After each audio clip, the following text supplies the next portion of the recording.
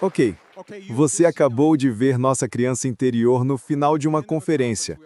Todos nós nos sentimos como se tivéssemos cerca de 10 anos. E é incrível. Então, o que vocês querem fazer agora? Vocês têm microfones? Parece que só eu tenho microfone. Então, Richard, o que fazemos agora? Eu tenho um microfone. Você quer que eu comece? Como vocês estão? Não é isso? Esta foi a conferência mais incrível. Preciso dizer que jantamos ontem à noite e eu estava conversando com esses caras. Você sabe, sou muito otimista em relação ao nosso planeta e ao futuro do mundo. Mas se o mundo acabasse hoje, o que eu não acredito que vá acontecer, não seria incrível se este grupo começasse um novo mundo? Nós temos tudo o que precisamos aqui para criar um admirável mundo novo. E acho que seria um mundo maravilhoso. Então, obrigado, meus irmãos. Obrigado, meus amigos. Temos algumas perguntas do público. Eles preencheram diligentemente seus cartões brancos. Algo que vocês queiram comentar antes ou preferem ir direto às perguntas? Vocês vão ler as perguntas ou nós vamos ler? Eu leio. Eles preencheram pequenos cartões brancos ao longo dos últimos dias. Então, aqui vamos nós. Ok, a resposta é sim. E a pergunta é: E a pergunta é: como podemos participar do despertar da consciência quando voltamos à nossa vida cotidiana? vamos nós. Essa é uma ótima pergunta. Ela vem de alguém chamado Joy. Eu ouço isso o tempo todo. Onde traçamos a linha entre a vida espiritual e o resto da vida? E eu quero dizer o seguinte: no momento em que você traça essa linha, você cai na antiga armadilha da separação e polaridade, que te mantém afastado daquilo que você mais ama e valoriza, a própria vida. Do meu ponto de vista, tudo o que acontece faz parte do seu caminho espiritual. É impossível, no processo de despertar, viver algo que não seja parte desse despertar. Tudo depende de nossas percepções e de como escolhemos perceber nossas experiências.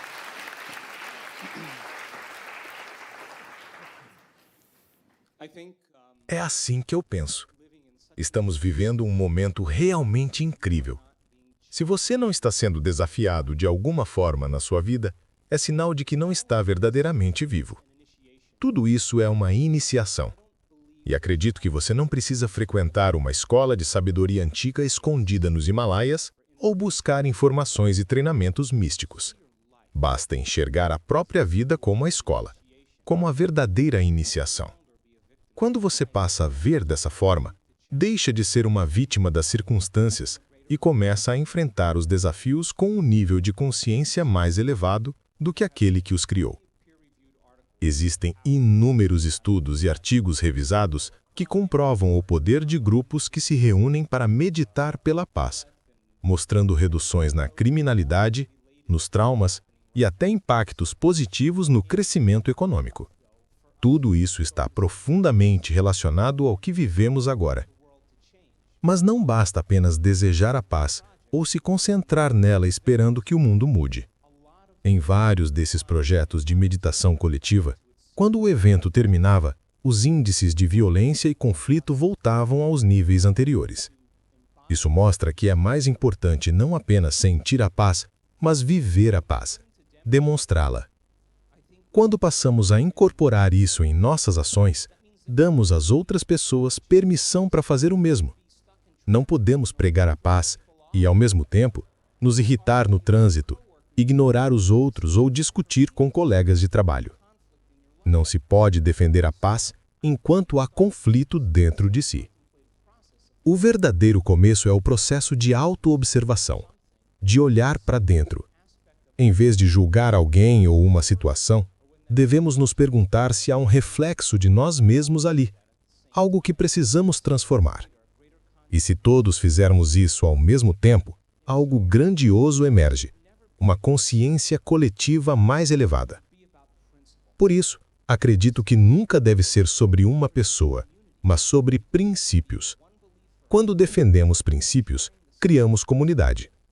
Podemos ter crenças diferentes, mas se compartilhamos princípios como alegria, liberdade, cooperação e conexão, isso nos une. É isso que constrói uma sociedade saudável. Hoje, tudo em nosso mundo parece nos lembrar da separação, guerras, violência, enganos políticos, preconceitos. Tudo isso alimenta hormônios do estresse. E quando vivemos nesse estado de sobrevivência, deixamos de confiar uns nos outros e nos tornamos mais egoístas. Então, o desafio é começar o dia se perguntando: qual é a melhor versão de mim mesmo que quero oferecer ao mundo hoje? E mais do que isso, decidir não se levantar até sentir que se tornou essa pessoa. É isso que começa a demonstrar verdadeira grandeza. Quando enfrentamos adversidades e desafios, a pergunta é: como nos tornamos seres sobrenaturais? Isso significa fazer o que, no início, parece antinatural. Quando todos estão em carência, esse é o momento de dar. Quando todos estão com medo, esse é o momento de mostrar coragem. Quando as pessoas estão cheias de raiva e preconceito, esse é o momento de expressar compaixão. E quando todos estão competindo para chegar ao topo, é hora de mudar sua energia e atrair a experiência certa até você. Se você continua fazendo o que parece antinatural repetidas vezes, cedo ou tarde se tornará sobrenatural. Nosso cérebro tem neurônios espelho, os neurônios da empatia. Quando você alimenta uma criança e naturalmente a olha nos olhos, está inconscientemente pedindo que ela imite seu comportamento. Ela observa e aprende com o que você faz. Da mesma forma, quando você demonstra grandeza, mesmo em pequenos gestos, como deixar alguém passar à sua frente no trânsito, ajudar alguém a se levantar ou recolher algo do chão, as pessoas que testemunham isso tendem a agir da mesma forma. E é assim que o mundo começa a mudar, mudando cada um de nós primeiro.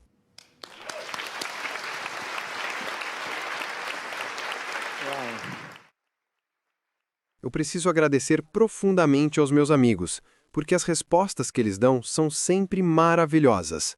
Se me permitem acrescentar algo pequeno a tudo isso, eu diria o seguinte: o tempo talvez seja uma das mercadorias mais valiosas da vida.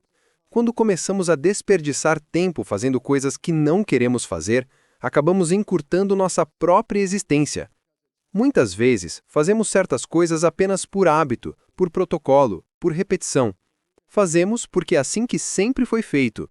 Mas chega um momento em que é preciso ter a coragem de dizer: não, obrigado. Às vezes, precisamos criar uma desculpa, encontrar uma saída, não por desrespeito, mas por amor próprio, para nos libertar de compromissos que drenam nossa energia e recuperar o tempo que pertence à nossa vida pessoal.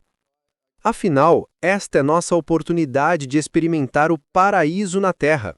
E se entregarmos todo o nosso tempo aos outros, deixaremos de ter qualquer coisa realmente nossa. Eu me lembro perfeitamente de uma situação que me fez perceber isso com mais clareza. Certa vez, estava imerso em pensamentos sobre energia, vida e propósito. Enquanto refletia sobre tudo isso, um colega professor entrou em meu escritório e me disse: Bruce, não se esqueça da festa dos professores na sexta-feira à noite, hein? No mesmo instante pensei: não, mais uma dessas festas. São sempre entediantes, um verdadeiro desperdício de tempo. Sentei-me ali, por alguns segundos, observando aquele incômodo crescer dentro de mim. Então respirei fundo e disse: sinto muito, tenho um trabalho importante para terminar e não poderei comparecer. Ele apenas respondeu: tudo bem, e foi embora. Naquele exato momento, percebi algo libertador. Eu tinha uma sexta-feira à noite inteira só para mim. Era como se eu tivesse recuperado um pedaço da minha própria vida que havia deixado escapar sem perceber. E foi ali que entendi algo essencial. Fazemos muitas coisas apenas por programação. Agimos de forma automática, sem questionar se aquilo realmente faz sentido para nós. Mas somos agentes livres. Temos o direito e a oportunidade de dizer não. Quando algo não é do nosso interesse, temos o poder de nos desconectar, de recuperar nossa autonomia e de usar o tempo como quisermos. Sexta-feira à noite não é para reuniões entediantes, é para viver. Por isso, quero que você reconheça a importância da escolha. Você tem liberdade de escolha. Mas há um detalhe importante. Ao se afastar de algo, evite criar antagonismo. Como disse o Greg, não há necessidade de provocar ou desafiar alguém. A maneira mais inteligente é recuar com elegância, oferecendo a outra pessoa o crédito, o reconhecimento, o elogio e ainda assim mantendo sua decisão. Você pode dizer algo como: "Vocês são incríveis, mas eu realmente não posso ir." Há uma razão profunda para isso. Pense no conceito de infinito. Diga um número qualquer e alguém poderá sempre somar mais um. Podemos continuar esse jogo indefinidamente, porque não há fim. Mas o mesmo acontece no sentido negativo. Existe também o infinito de baixo astral, o infinito das brigas, da raiva, da necessidade de ter a última palavra.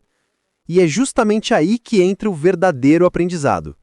Se você se irrita com alguém e tenta dar a última palavra, você nunca vence, porque sempre haverá uma resposta. E quando você acredita que disse o que precisava, a energia do conflito volta pedindo uma nova reação. Eu descobri que a melhor maneira de resolver uma discussão é simples. Deixe a outra pessoa vencer. Deixe que ela acredite que ganhou. Se alguém te chama de idiota, diga: "É, sim, talvez eu seja mesmo." A graça está aí. Quando você concorda, o jogo acaba. O outro não sabe mais o que fazer, porque a provocação perde o sentido. E é nesse instante que você percebe o poder que tem quando escolhe não jogar o jogo.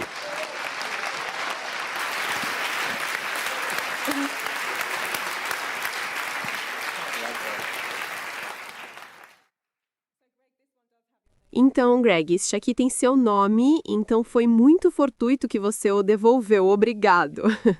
A questão é: a mente cria Deus ou Deus cria a mente? E isso é do Dr. Neville Wilson. Joe acabou de dizer algo muito verdadeiro. Tudo é uma questão de percepção. A palavra Deus, por exemplo, pode significar coisas completamente diferentes para pessoas diferentes. E é justamente aí que começa o ponto essencial: o significado que damos a essa ideia. A ciência hoje nos mostra que existe uma força unificadora em todo o universo. Podemos chamá-la de muitas formas, como sempre foi feito ao longo da história. À medida que a física avança, percebemos que essa força possui uma espécie de inteligência, uma consciência subjacente à própria existência. É algo tão vasto que dificilmente conseguimos expressar em palavras, porque nossa mente tenta, inevitavelmente, atribuir características humanas ao que está muito além de nós.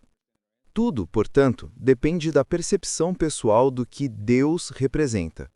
Eu tenho a minha própria visão, tanto como cientista quanto como ser humano. Há fatos que podemos afirmar com base na ciência, e há percepções que são puramente pessoais. O problema é que, ao longo do tempo, diferentes interpretações dessa força unificadora geraram divisões. Povos e religiões passaram a lutar por interpretações, dizendo: "A minha visão é mais verdadeira que a sua." Em 2008, publiquei A Matriz Divina, um livro que apresentava evidências da existência de um campo unificado, uma força invisível que conecta tudo o que existe. Na época, a ciência considerava isso uma ideia marginal, até pseudocientífica. Lembro-me de estar em Kansas City em uma sessão de autógrafos e ver meu livro escondido na prateleira de ocultismo, no fundo da livraria.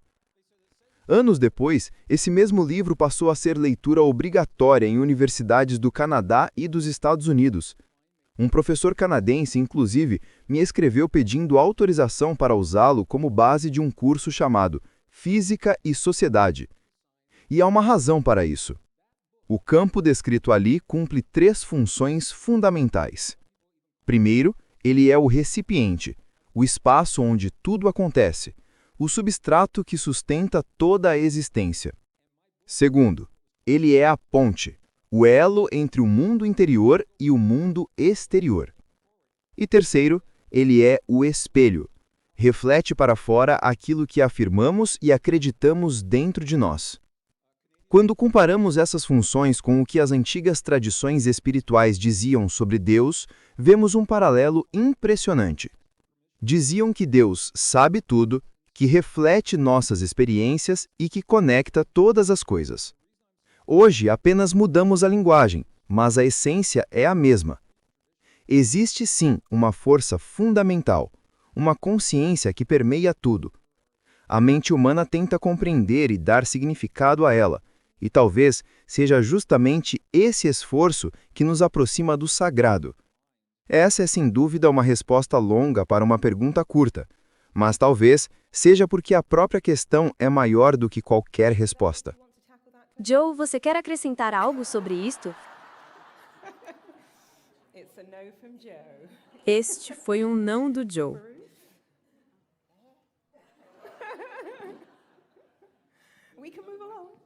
Podemos seguir em frente. E, na verdade, você só queria ir em frente. A próxima pergunta é: a reencarnação existe? Como é possível comunicar-se com o espírito de uma pessoa falecida? Onde eles estão neste momento?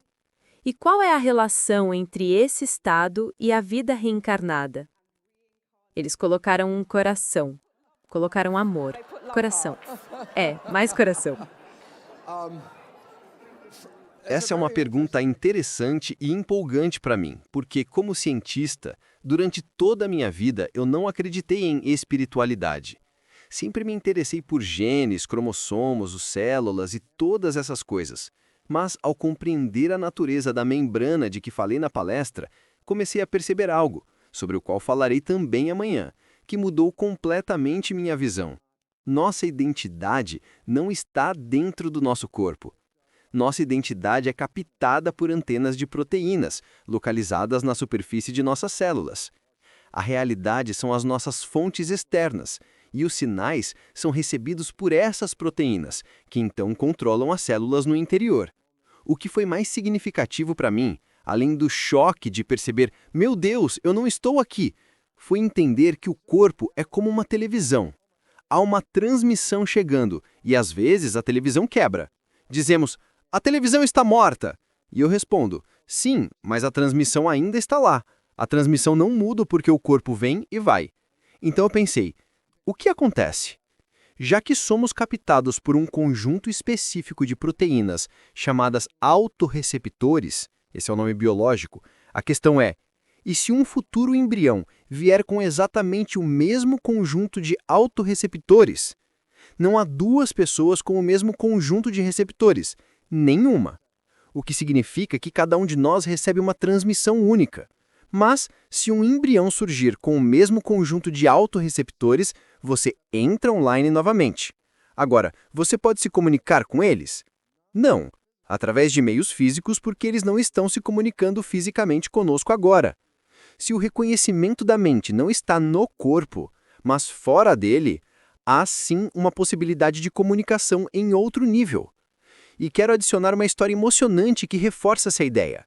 Existem diversos estudos sobre pessoas que receberam transplante de coração. Em muitos casos, elas começaram a adquirir características da pessoa que doou o órgão.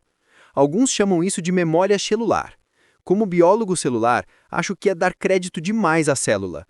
Uma célula mal consegue lembrar se é uma célula do fígado ou da pele, muito menos se gosta de chicken McNuggets e cerveja. Mas há um caso que quero destacar. Uma jovem recebeu o coração de outra menina. Logo após o transplante, começou a ter pesadelos muito vívidos em que era assassinada. Esses pesadelos se repetiam todas as noites. O médico, intrigado, perguntou de onde vinha o coração. Descobriu-se que ele pertencia a uma garota que havia sido assassinada. Os sonhos eram tão detalhados que, quando a polícia a ouviu, conseguiu capturar o assassino com base nas informações que ela descreveu. O ponto é que as células do coração ainda possuíam as antenas originais da pessoa que morreu. Enquanto o coração estava presente, ele ainda estava baixando a identidade daquela consciência. A menina estava morta, mas de certa forma continuava lá. Isso mostra que se o coração mantém seus receptores, ele continua conectado à fonte que alimentava aquela individualidade.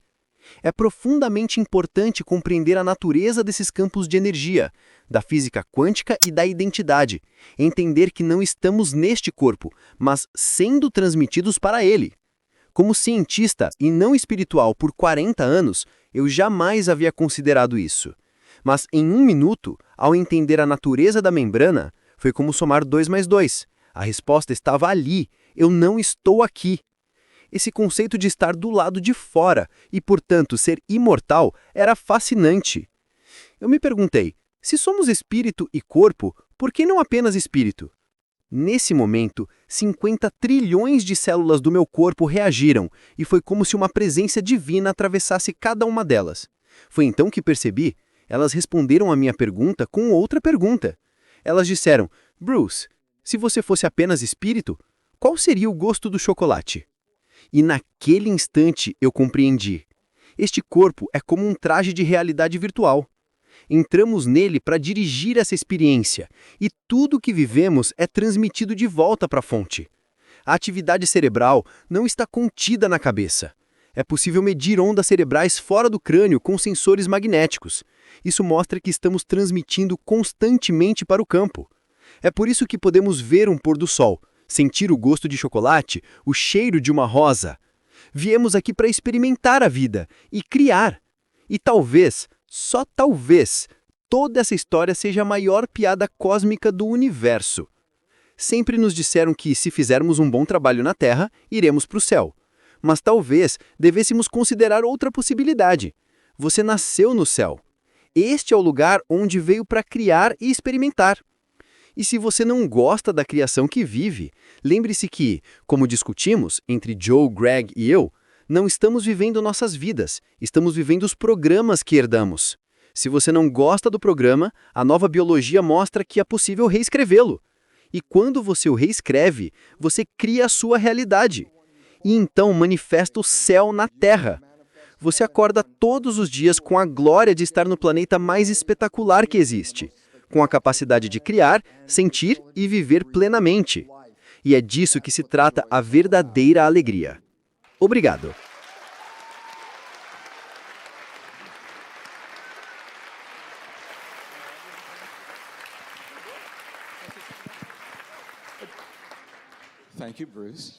Obrigado, Bruce, meu amigo. Eu só não tenho muita coisa a acrescentar. Apenas algo que vai muito além do âmbito da teoria. Os cientistas agora estão muito certos de que nossas memórias são importantes. Peço desculpas, minhas costas estão viradas para o lado da sala e eu não sei se essas calças fazem minha bunda parecer grande quando eu estou sentado aqui, mas o que os cientistas sabem agora é que as memórias não estão nas células. E isso muda completamente nossa forma de pensar, inclusive sobre o coração e a reencarnação. Deixe-me dar um exemplo. Quantos aqui são músicos ou artistas? Alguém aqui aprendeu uma língua estrangeira? Quando começamos a aprender um novo idioma, as palavras soam estranhas. Aprendemos foneticamente, repetimos sons, mas eles ainda não têm significado. Então, de repente, em algum momento, você acorda e... Bom dia. Você percebe que está falando espanhol, tibetano, francês. Como isso acontece? Quase da noite para o dia, algo muda. A ciência agora nos diz que todas as possibilidades existem como informações no campo. A informação não está nas células. O que fazemos nas células é crescer antenas, como Bruce mencionou. Essas antenas são formadas pelos neurônios. O modo como eles se conectam e disparam criam uma sintonia com um ponto no campo, onde aquela informação vive. É ali que vive o idioma que você está aprendendo, ou a música que você está tentando tocar. Sou guitarrista, e quando tento aprender uma música de um de meus favoritos, Michael Hedges, um guitarrista brilhante que faleceu há alguns anos, eu faço de tudo para entender seu estilo. E certa manhã, eu simplesmente acordei, e era como se eu estivesse pensando como Michael Hedges. Eu sabia qual era a afinação. E o que acontece entre o momento em que tudo parece estranho e o momento em que de repente você consegue? A resposta está no próprio ato de se tornar mais do que era antes. É o ato de mergulhar fundo em si mesmo para alcançar uma nova forma de pensar. Seja uma nova língua, uma nova música no violão, no piano, um novo livro, uma nova poesia, uma escultura, qualquer forma de arte. Esse ato é o impulso que faz os neurônios se conectarem e criarem antenas que alcançam o campo onde tudo que você deseja compreender, criar ou manifestar já existe. Por isso digo, se você está tentando criar algo novo e isso não vem facilmente no início, não desista. Leva pelo menos 3 dias para que essas antenas neuronais se formem. A razão disso é simples. A informação não está dentro de nós. E para mostrar como isso é real, pesquisadores do Vale do Silício estão desenvolvendo a próxima geração de chips de computador. E adivinha, eles não são mais de silício, mas de gotas de água purificada em formas altamente estruturadas.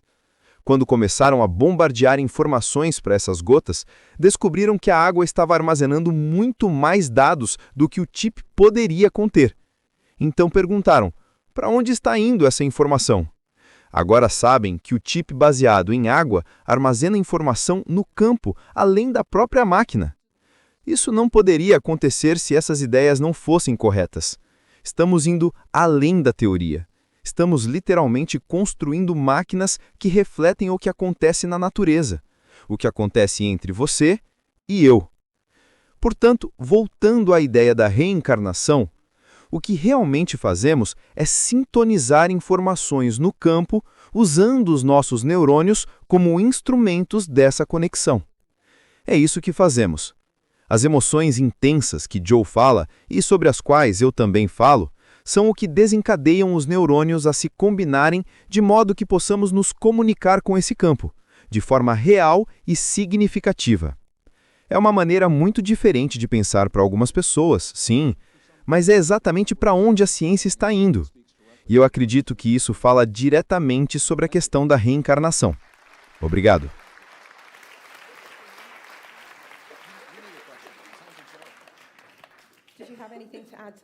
Você tem algo a acrescentar a isso? Bem, esta é para você. Diz assim: Doutor, isso é da Gainer. Doutor Joe, você pode sugerir a melhor forma de fazer as meditações? Ela diz: estou fazendo as bênçãos dos centros de energia. Primeiro o 3, depois o 4. Depois faço o transe com o filme mental.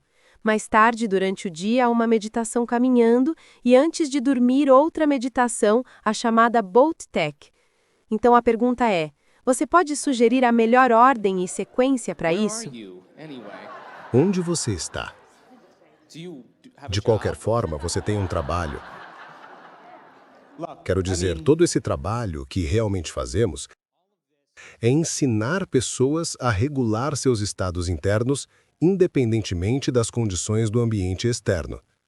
Quando você termina uma meditação e se levanta sentindo-se do mesmo jeito que se sentou, nada realmente aconteceu, neurologicamente, biologicamente, quimicamente, hormonalmente ou geneticamente. Você ainda está no mesmo estado de ser. Mas quando você se levanta com uma sensação elevada de si mesmo, com o coração aberto, uma visão clara do futuro e energia diferente, a questão é: por quanto tempo você consegue manter esse estado? Nesse momento, você está literalmente transmitindo uma assinatura eletromagnética totalmente nova. Os pensamentos tendem a ser elétricos e os sentimentos magnéticos.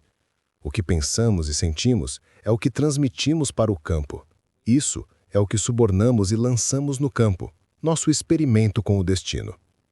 Quando você se desconecta do mundo exterior e se senta, seu corpo não está mais experimentando nada. Você não pensa em sua agenda, passado ou futuro. Você está definido pelo pensamento, tornando seu mundo interior mais real que o exterior. Ao abrir os olhos e se apresentar ao mundo, a tarefa é não reagir emocionalmente às mesmas condições. Reagir emocionalmente significa retornar às condições passadas. Quando você cai em desgraça e sai desse estado, senta-se, se realinha, sintoniza novamente e muda sua energia. Quando estou passando por mudanças ou quero criar um resultado específico, adoro acordar cedo. Sou um cara das 4:30, porque é o meu horário. Ninguém me incomoda. E a mente consciente e subconsciente está mais aberta entre teta e alfa.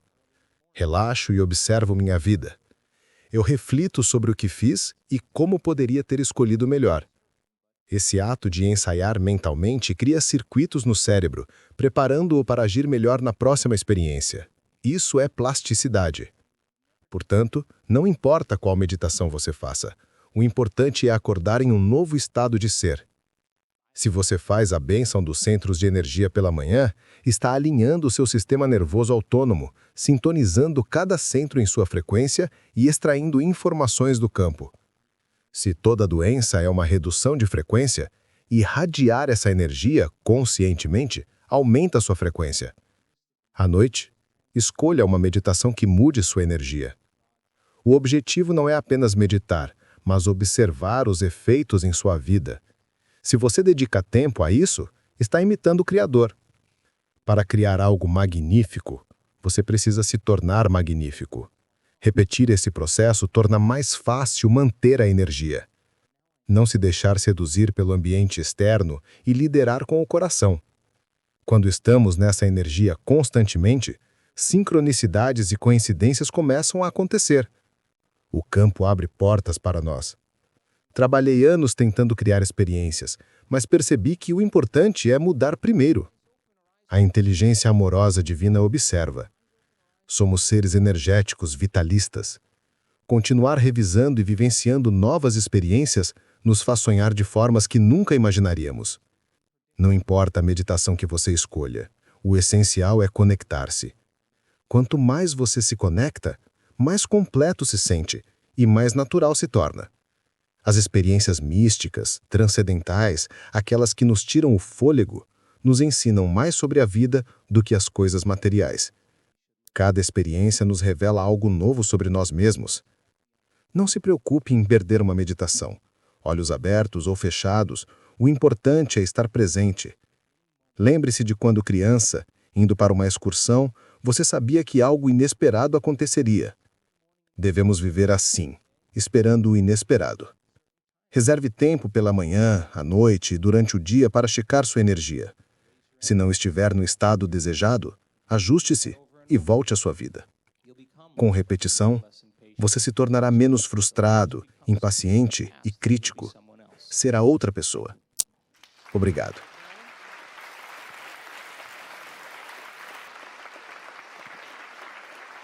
Posso fazer uma pergunta a esses caras? Uma das coisas que amamos nisso é que realmente conseguimos nos conhecer melhor. Já faz anos que nos conhecemos, mas raramente nos vemos. Então, estou aprendendo mais sobre vocês agora do que em muito tempo. Estou rindo porque quando o Joe acorda é justamente a hora que eu vou dormir. Temos ritmos completamente diferentes. Mas devo dizer que, quando fazemos essas conferências, fico tão conectado e animado por estar com vocês que acabo acordando às 3:30, 4 da manhã. Acordo pensando em estar com vocês e às vezes tento me forçar a voltar a dormir só para conseguir ter o que chamam de uma noite razoável de sono, antes de acordar de novo e realmente estar aqui com vocês. Então, Bruce, qual é o seu ritmo? Você é uma pessoa mais noturna ou diurna? O que costuma fazer à noite? Eu sinto isso porque, quando começo a trabalhar de forma consciente, parece que há menos estática no ar. Então, prefiro trabalhar quando todos estão dormindo, sim. Então, quando você escreve seus livros, faz isso mais durante o dia ou à noite?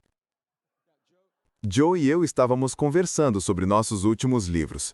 Este mês, Joe me honrou com um convite para escrever o prefácio de seu novo livro, que sai em 2 meses, e eu aceitei.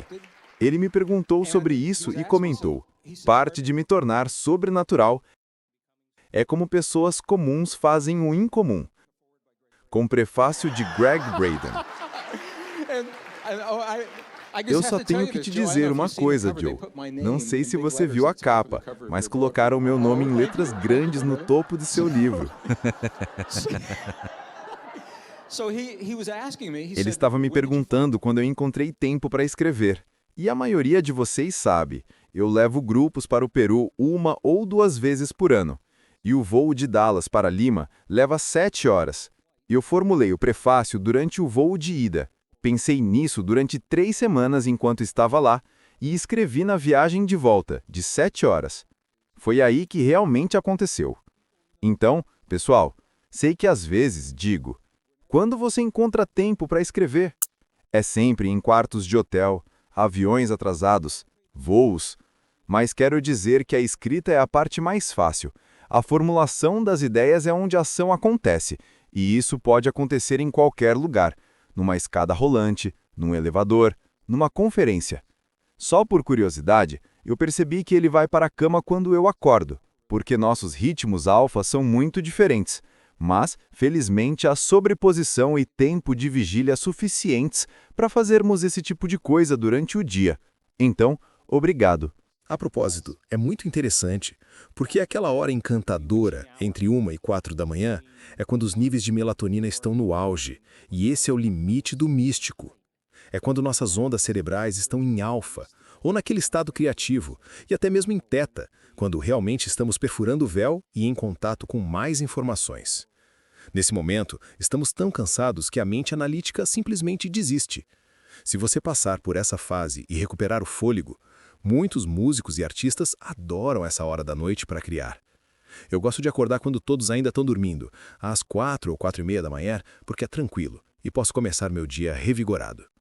Isso é só comigo, mas segue o mesmo princípio. Ao acordar de manhã e ir para a cama à noite, suas ondas cerebrais mudam, a química do cérebro muda e a porta entre a mente consciente e a mente subconsciente fica totalmente aberta. Então, Richard, quanto tempo ainda temos esta noite? Mais uma vez, qual é a próxima pergunta? Ok, Richard falou. Então, essa pergunta... Veja, eu realmente queria fazer uma pergunta pessoal para o Greg, mas isso não seria justo com todos os outros. Então, você acaba se livrando do problema. A questão que temos é sobre transformação. Ouvimos muito sobre o poder transformador dos pensamentos. Então, acho que você pode querer começar com esta. Como podemos, na prática, transformar nossos pensamentos de modo que eles transformem nossas vidas? Essa é a nossa pergunta, basicamente. Para entendê-la, precisamos reconhecer algo muito importante. Apenas 5% do dia você está operando a partir da sua mente criativa consciente. E 95% do dia, você age segundo programas subconscientes. Se você já teve a oportunidade, por exemplo, de parar em um semáforo e perceber que dentro do seu carro não está silencioso, você pode ouvir seu diálogo interno. Essa é uma oportunidade. Se você escutar esse diálogo, pode mudá-lo. Você pode ouvir e dizer, isso não vai acontecer. Ou, espere, isso pode acontecer, vai ser ótimo. E realmente dar um retorno sobre isso, porque você está criando. Se você deixar, a mente subconsciente usa a sua própria terminologia e você, muitas vezes, não conseguirá criar o que realmente deseja. A mente consciente, por outro lado, tem um papel diferente. O significado disso é que, 95% do dia, estamos vindo do subconsciente. Já estamos programados. Nossas vidas foram programadas antes dos 7 anos. Como eu disse ontem sobre a matriz, todos fomos programados. Então, o que aconteceria se você parasse de reproduzir o programa? A resposta é maravilhosa, porque todos vocês tomaram em algum momento a pílula vermelha, e foi quando se apaixonaram profundamente. O que estava acontecendo? Pela primeira vez na vida, você parou de pensar porque tudo o que você queria estava bem à sua frente. Quando você para de pensar e entra no que chamamos de queda da mente, você assume o controle absoluto. Olhe para a sua vida. Poderia ser uma merda todos os dias até conhecer essa pessoa, e em 24 horas você pode experimentar o céu. Qual foi a diferença? Você parou de pensar e começou a estar presente. Por isso, se você quiser se transformar, precisa permanecer presente e repetir o que gosta. A repetição é o que vai reprogramar seu subconsciente. Desde que você pare com a velha conversa e coloque no lugar o que deseja, e repita isso, terá a oportunidade de reescrever qualquer programa na sua vida. Isso é muito importante. Falarei mais sobre isso amanhã, mas basicamente é necessário entender que as duas mentes, consciente e subconsciente, têm funções diferentes. A mente subconsciente é principalmente habitual, e embora aprenda de maneiras diferentes do consciente, é dominante na criação de hábitos. Você pode aprender coisas conscientemente, ler livros de autoajuda, assistir vídeos, captar informações. Mas a mente subconsciente é a mente do hábito, e hábitos não mudam facilmente. Por exemplo, quando você aprendeu a andar? Quase todo mundo aprendeu a andar por volta dos 4 anos. Você teve que reaprender a andar? Espero que não. Mesmo aos 40, 50, 60, 70, 80 anos, você ainda usa o mesmo programa de hábitos. A ênfase no subconsciente mostra que ele não muda facilmente, porque se mudasse facilmente, os hábitos não existiriam. Então, como podemos mudar a mente subconsciente? Existem 2 maneiras fundamentais. A primeira é natural, como aprendemos nos primeiros 7 anos de vida. A segunda é através da repetição. Após os 7 anos, podemos repetir ações ou pensamentos para instalar novos hábitos. Aqui é onde entra o conceito de auto-hipnose e prática deliberada. Você pode criar novos programas e transformar sua vida. O maior erro que cometemos é pensar que, se nossa mente consciente apenas toma conhecimento de algo, isso é suficiente para que a mente subconsciente mude. Absolutamente não é assim. Se você quer se transformar e sair de um programa antigo, apenas educar a mente consciente não funciona. É necessário algum exercício, algum processo, algo prático. A psicologia energética, por exemplo, é uma nova forma de mudar crenças rapidamente. Mas o ponto principal é: a transformação exige ação. Não basta pensar, ótima ideia, agora minha vida mudou. Isso não funciona assim. O momento em que você entende como treinar o subconsciente é quando você se torna livre, porque então você se torna o programador da sua própria vida.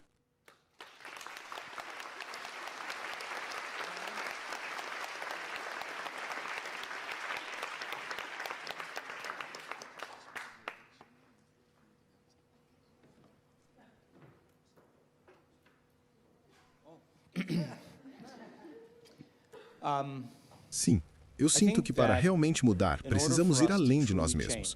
E essa é uma das grandes artes da transformação. No momento em que estamos totalmente no presente, não estamos mais executando programas automáticos. Coincidentemente, quando estamos verdadeiramente no momento presente, todas as possibilidades no campo quântico existem no eterno agora.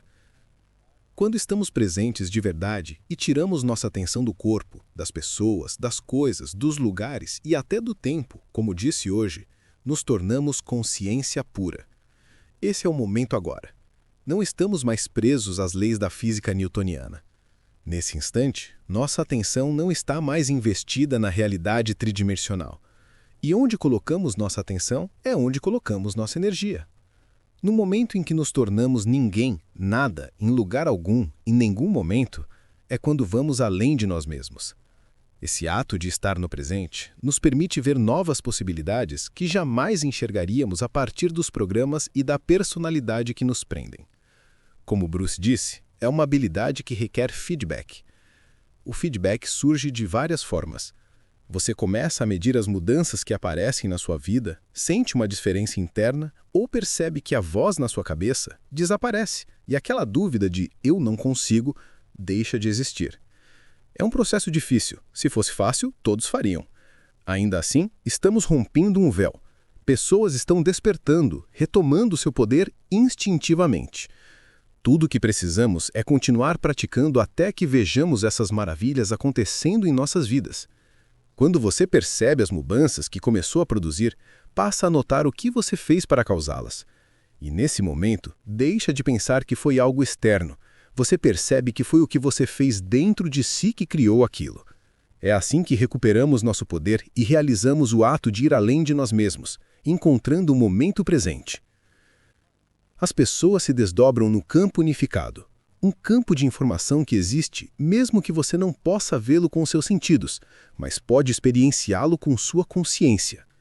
À medida que você coloca mais atenção nele, aquilo que recebe sua atenção se expande. Você começa a perceber mais, a se sentir mais conectado e mais completo. O efeito colateral disso é que você se sente menos separado dos seus sonhos.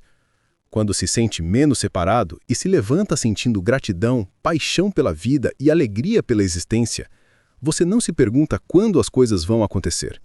Você sente como se já tivessem acontecido. O seu trabalho, então, não é analisar ou tentar pensar sobre o quando, porque no momento em que faz isso, retorna ao antigo eu. O novo eu nunca pensa assim. É uma prática, como treinar um swing de golfe, tocar violão ou praticar qualquer habilidade. Com o tempo, você fica bom nisso. Os mesmos mecanismos se aplicam à maneira como mudamos nossos pensamentos e sentimentos diariamente. A parte mais difícil é a atenção plena, a metacognição.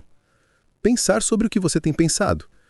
Quanto mais consciente você se torna dos pensamentos inconscientes, dos comportamentos automáticos e das respostas emocionais condicionadas, mais consciente e presente você se torna. Quanto menos inconsciente você for, mais controle terá da sua vida. A maioria das pessoas não gosta desse desconforto e prefere se distrair, ligar a TV, navegar na internet, mandar mensagens, mas você pode escolher enfrentar isso agora ou depois. Finalmente, as pessoas estão acordando para dizer: ei, não vou esperar que o momento certo aconteça por acaso. Vou me tornar um cientista da minha própria vida e medir os efeitos de minhas ações. É no processo de fazer isso que as coisas começam a se alinhar na sua vida. Novas oportunidades aparecem, você começa a fazer conexões e correlações. O empoderamento aumenta a sua crença na possibilidade. Quanto mais acredita, mais confia no desconhecido. O desconhecido, quando estamos em modo de sobrevivência, é assustador. Somos condicionados a fugir dele. Mas quando estamos nesse estado refinado, com o coração aberto, a mente clara e o brain coerente, o desconhecido se torna uma aventura. E então, temos que deixar de lado os velhos métodos que usamos a vida inteira para conseguir o que queremos. Para algo maior acontecer, não precisamos ir e forçar. Se mudarmos nossa energia, atrairemos a experiência para nós. E é nesse momento que tudo fica realmente divertido.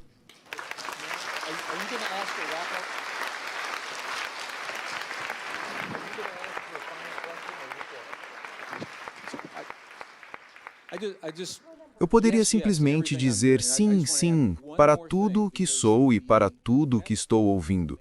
Mas quero acrescentar mais uma coisa. A metáfora da matriz surgiu ontem e hoje, e acho importante trazê-la à tona. Quantos de vocês viram o filme Matrix? Talvez alguns de vocês, ok, então lembrem-se do filme. Na matriz, eles colocavam aquele pequeno dispositivo na nuca e conseguiam baixar programas e aprender habilidades quase imediatamente. O equivalente a isso é o que fizemos juntos aqui ontem. Por isso queria que você tivesse essa experiência ontem, porque é a resposta à pergunta que foi feita a Bruce sobre como escolher fazer mudanças em nossas vidas. Bruce explica que você não consegue isso apenas pela mente consciente.